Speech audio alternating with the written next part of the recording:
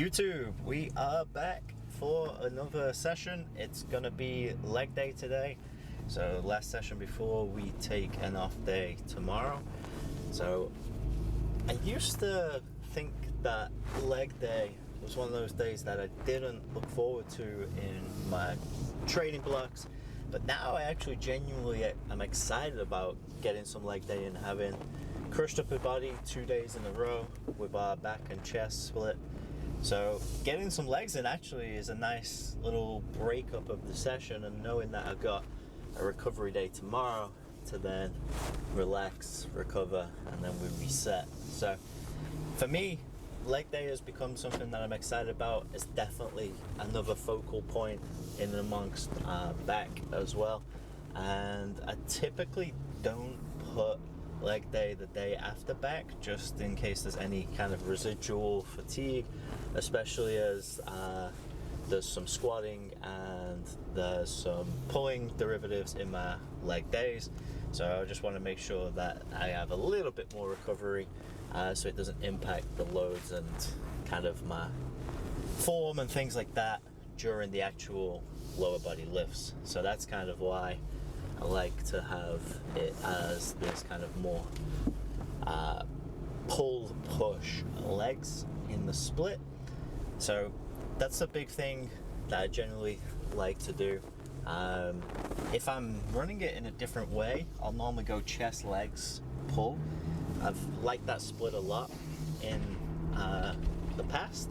It's worked really well for me in the past, so it's definitely been one of those where the reason for switching that up has been just to make sure that the back day is coming after a rest day rather than being kind of tacked on there at the end, because that's like the big point of that is when you're working on your weak points, I would rather do them more fresh than it be kind of that third session.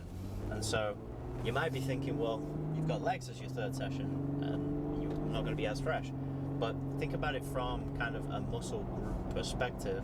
They should be more fresh because we're not really utilizing legs too much in our other upper body days.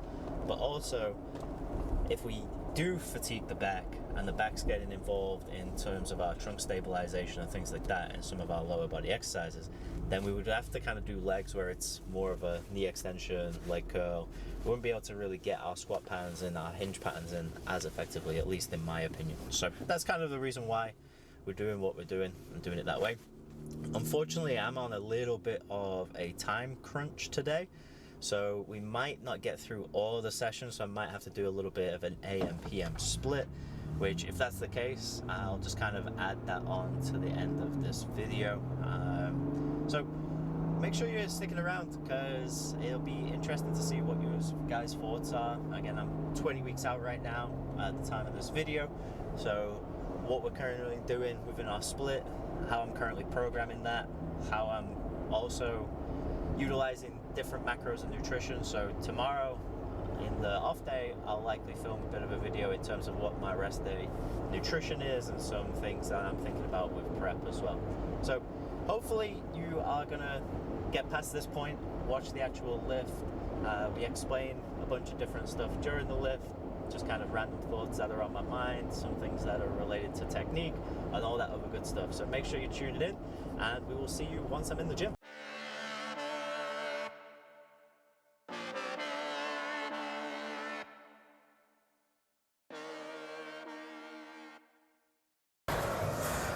Alright, we made it to the gym. We're actually going to go a little bit off script in terms of the plan, because we did have a couple of exercises planned before this, but because we're crunched for time, we're just going to get straight into hex squat. And so generally when we do this, I'll just do what's called a cluster warm-up. The fun thing is here is, even in failure, all we do is just lower it down. We're not going to get hurt or anything like that, and that's the beauty of training in machines versus trying to rep out a back squat or something of that same equivalent nature. So that's why we're doing it. That's why we use the utensils that are available to us.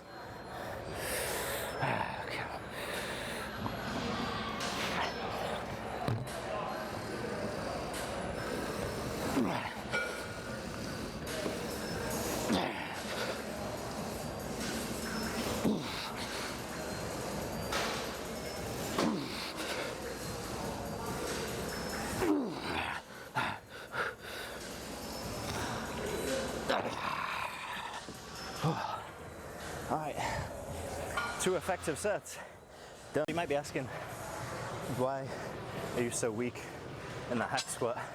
You see a lot of big time lifters out there doing 4 plates, 5 plates, sometimes even 6 plates on the hack squat. And the only thing I can say to that is fair fucking play, because that's definitely impressive. And for me, when somebody can do that, I just take my hats off and bow, because I ain't quite there yet.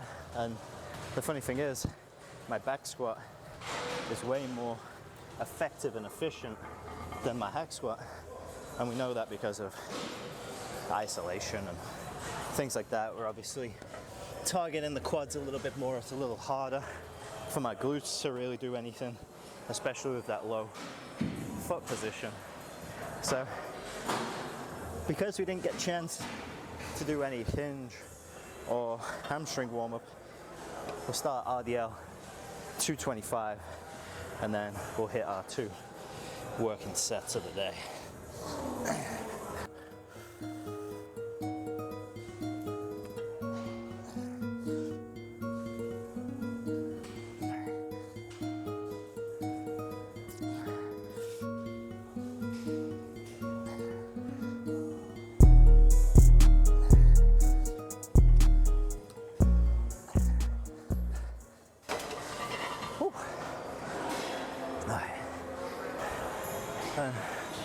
One thing I've got to do, and remind myself as well, is we don't need to rush even though we're on a time limit, because basically if I don't respect the rest, we're just going to accumulate more central nervous system fatigue, the sets become less effective, and then it doesn't really get us as good of a workout. So still going to take the time between these sets, especially right now as I'm kind of completely out of breath, doing some cardio I guess with that last set. But again, we kind of evaluate what we need, what we got to do. I'm actually going to use straps as well. So it's not a crazy percentage high weight for me, but we are aiming to do more volume on this leg day. And so the volume kind of comes within these other sets as I had it planned. Obviously with the hack squat, we just kind of went a little heavy, hit 2 sets to failure. And again, that might give some validation to the low rep and low set gang there, but all training is a stimulus. Some stimulus may be better than others, more functional than others. So either way, the main thing is we're getting it in right now. Consistency over time. Helps if I put my strap on the right way.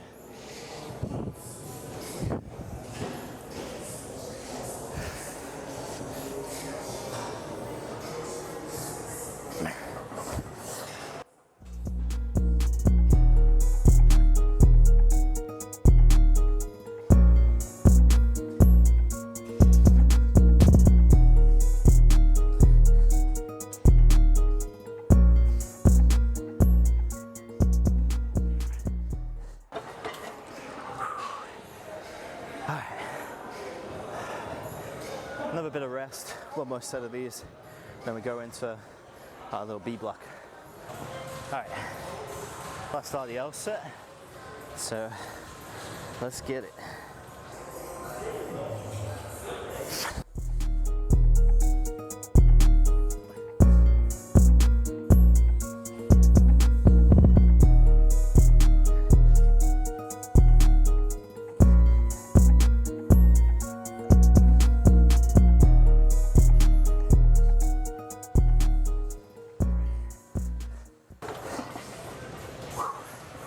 Alright, that's RDL done. I think we have leg extension next up. Alright, so we got single leg extensions. 170.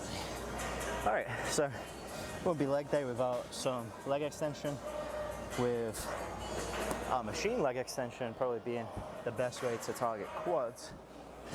I'm just gonna put the seat back slightly. So the fun thing about the squat sleeves is I use these actually as a little bit of protection on my shins, because this pad is kind of a little bit worn. But basically, they hit a hack squat pattern, hit a squat pattern, then in your same session you hit a leg extension, pretty much got your quads covered there. So that's how I like to roll. Just going to go 2 sets. You'll see that use a bit of a different method. So we'll go single leg, and then we're going to go 2 up, 1 down for that same set.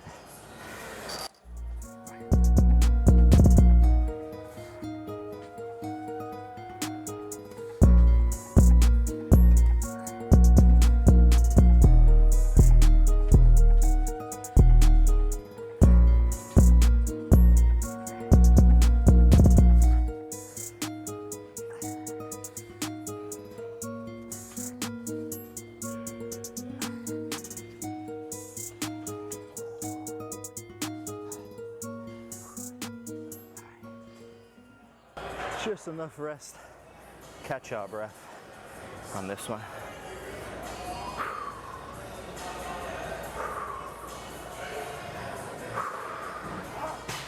All right, right side.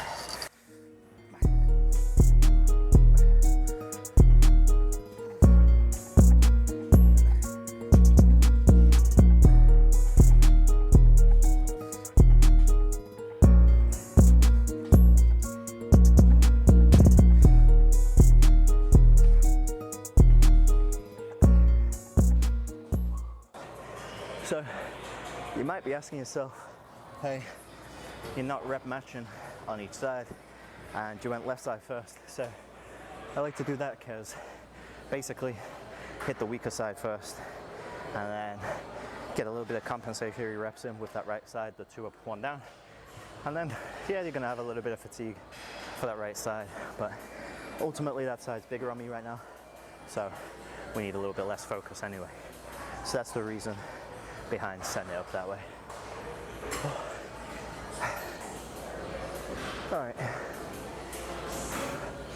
quads are already feeling toast, but hit 1 more set, and then we actually finish on a little burnout set with double leg as well. And people might be like, oh, holy fatigue and all that shit. Who the fuck cares? We gotta train hard.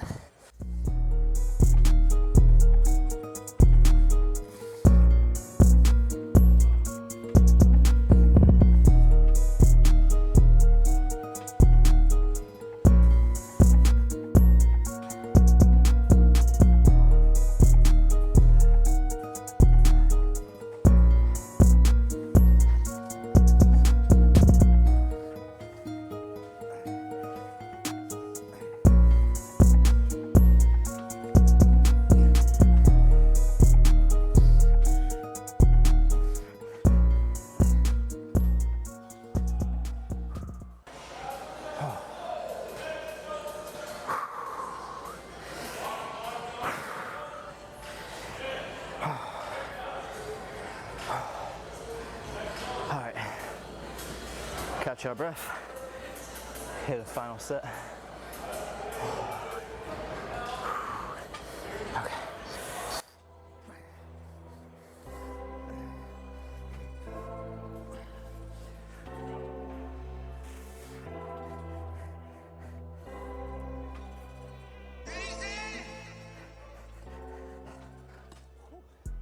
All right, that's leg extensions done. Now we got leg curl. Seated hamstring curl. So the reason why we pair this one in is basically some of the research out there that's showing seated hamstring curls to be more effective for muscle growth than your prone variations, and it's likely because of the hip flexion moment that you get, so that slightly bit more stretch, but also, quite honestly, seated hamstring curls are just way harder than every other curl variation. Again, isolated towards those knee flexors. All right, let's see, it's way too far back.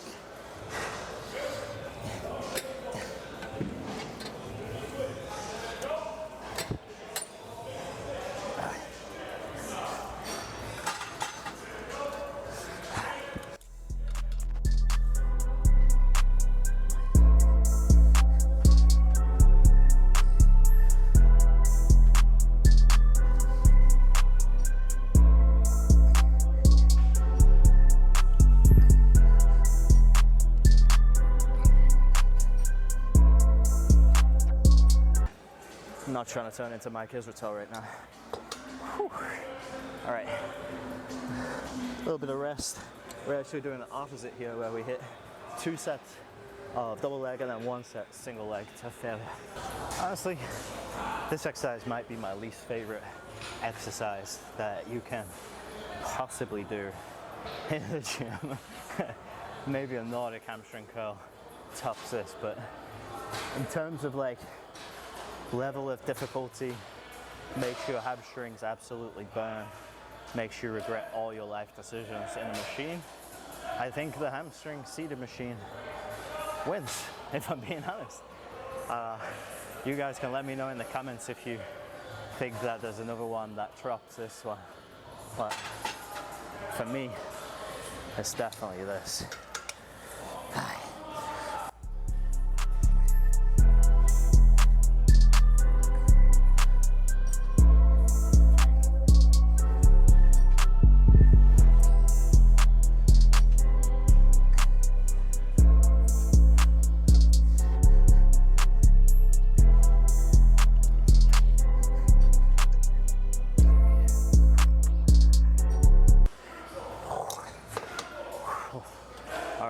Set of these.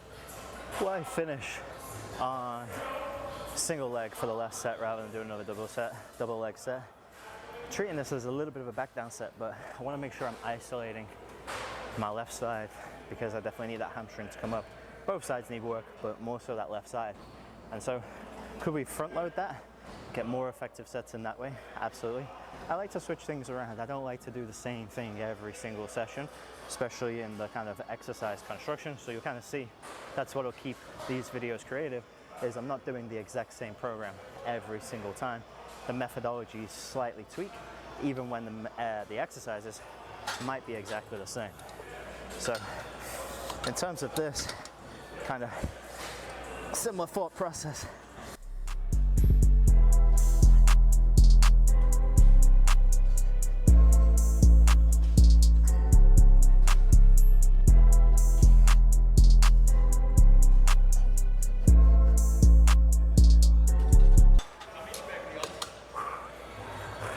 Big dog, how are you?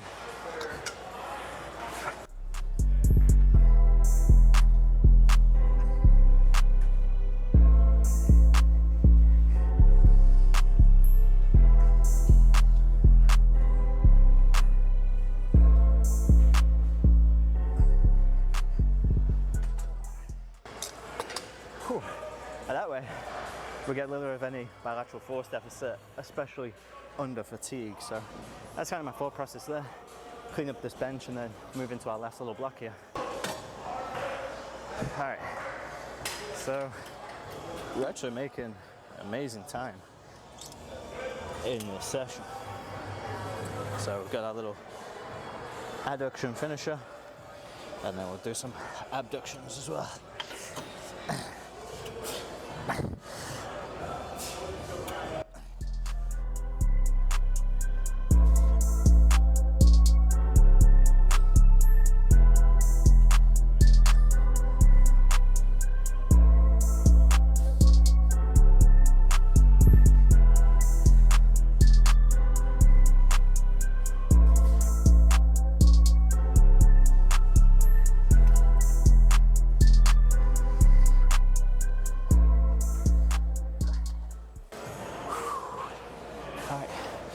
We got 2 sets here, just going into kind of that failure range. I could have maybe forced a couple of extra reps, but I'm not bothering with that today.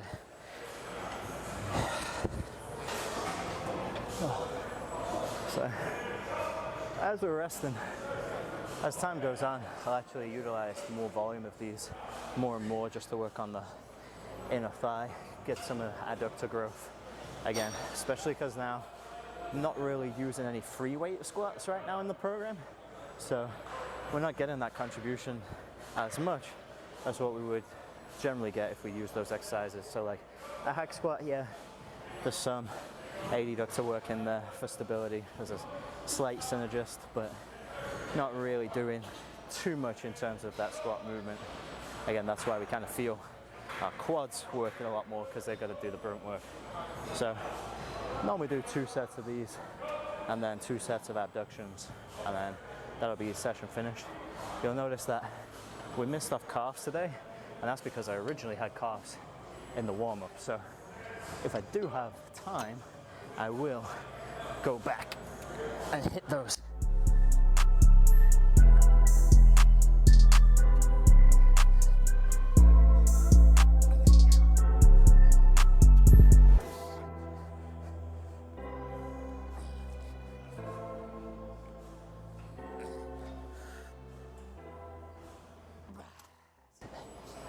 Whew. All right. Clean the machine off, go and do some abductions. Oh.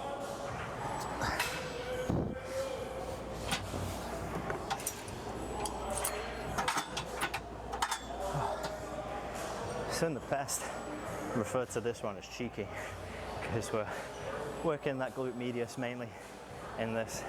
And so you'll kind of notice when I do the adductions, I kind of start lean forward, and as the set progresses, I lean back. I actually do the opposite on the abduction.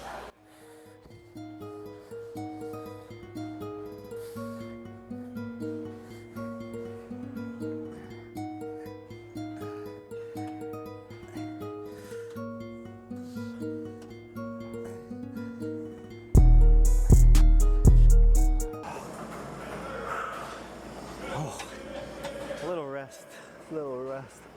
We're definitely gonna have time to do calves at the end, so that's a little bonus. I actually probably didn't need to rush through this as fast as I did. Probably could have gone a little bit slower, taken a little bit more rest, but here we are. Lesson learned for the future. But in terms of if you are doing this session, you are following along, typically do take about 2 minutes between sets, but today I kind of cut it down to a minute 15, minute 30 for most of these exercises, and that's kind of showing now in terms of some of my recovery and some of my rep ranges, especially in these later sets. Definitely feeling a little more fatigued than normal. So not an excuse, not trying to throw excuses out there in terms of why I've not hit big weights or some of the program loads that I had today. Just I went in the rep ranges that I wanted to be. But such is life of training. Again, it's the consistency of the training, getting the exposure. I'm not going to lose any sleep over 2 less reps than last week and 10 pounds lighter. Our 1 repetition max, our central nervous system, things like that will fluctuate on a day-to-day basis. And so today just wasn't the day to do it. I'm probably already feeling a little rushed and stuff like that. Probably not the greatest prep coming into the session either. But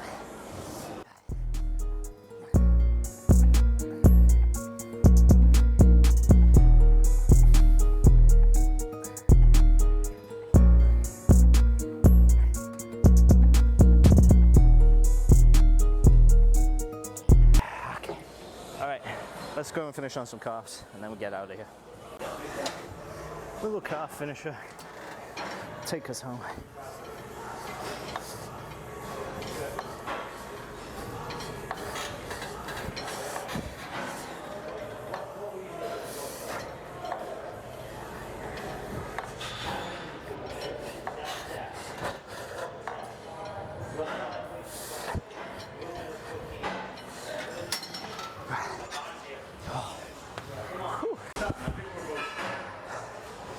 We took those knee sleeves off, so you can actually see the calves.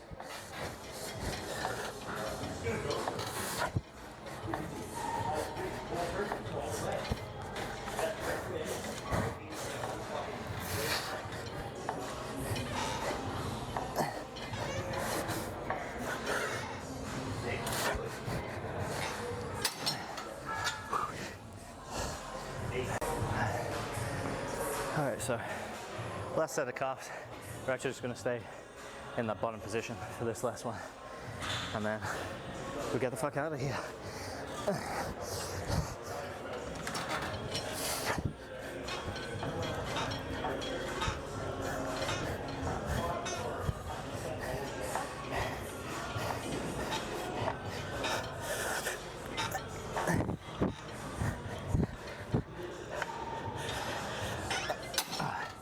Oh, That's going to be the mission of this block, is to see if we can actually grow calves. Because I don't have the greatest calf genetics in the world, but we can definitely grow these puppies. So let's see where we go. All right, that's session done. We'll break it down in the car, so we'll see you there. All right, so that's it. That's the leg day done. A slightly rushed leg day compared to where I would normally like to take that leg day. I did take a couple of working sets off the hack squat. I kind of rushed through that warm-up, as you saw, with the cluster warm-up and things. We managed to get our calf raises in, but normally I'll start that at the start of the session, and the reason being is increasing active dorsiflexion range of motion. So when you do go into those deeper hack squats, you've got more range of motion there within your ankles, so you can generally get a little bit deeper, and the deeper we can get in the squat in terms of ankle range of motion, so allowing that tibia to translate, the more stretch we get on the quads. So that's kind of the thought process of why I normally calf raise beforehand. I didn't think I was going to have time, so I just did kind of more of a cluster warm-up. That wouldn't actually be my normal warm-up for this day, but it's something I always keep in the back pocket because you can use clusters to warm up pretty effectively. So it is a method that you'll kind of see throughout this prep me using. And then again, kind of forward into the 2 working sets crowd today with today's lift, some lower volume repetitions in the sets, some higher volume repetitions, some sets past fatigue in terms of the leg extension. So again, pretty simplistic leg day. We have a push pattern, a hinge, a isolated joint push pattern in terms of your leg extension, an isolated joint knee flexion pattern for the hamstrings in terms of the seated hamstring, and then some abduction, adduction. And I think that honestly is all you generally need in your leg day workouts. Feel free to pop any comments down below in terms of what you feel like should be in there as well in terms of extras. And normally, like I said, I will have exercise variety in these sessions.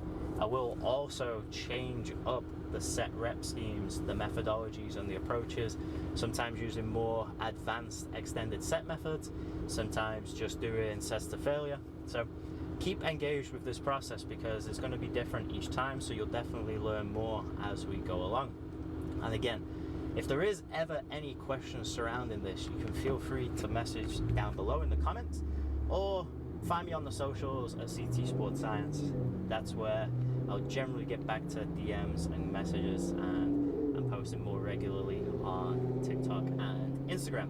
So the point of this is I want to document my journey, but also I want it to be educational for you guys as well. So make sure you're subscribing.